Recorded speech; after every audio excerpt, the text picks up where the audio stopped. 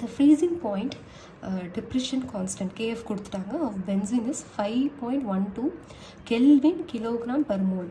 The freezing point depression for the solution of molality வந்து கொடுத்துருக்காங்க பாருங்க 0.078 molal containing a non-electrolyte solute in benzene is rounded off up to 2 decimal places.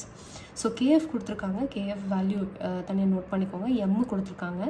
இப்போ உங்களுக்கு அந்த basic equation தெரியும், ஏன்னா அது freezing point, depression freezing point வர ஃபார்முலா. ஸோ டிஎஃப் போட்டுக்கோங்க இஸ் ஈக்குவல் டு ஃப்ரீசிங் பாயிண்ட்ன்றனால இது cryoscopic constant KF into M.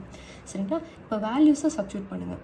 5.12 kelvin kilogram mole inverse. So molal பார்த்தீங்க அப்படின்னா number of moles of solute, மோல்ஸில் வருமா, மோலில் வருமா unit per kilogram of solvent. கரெக்டுங்களா?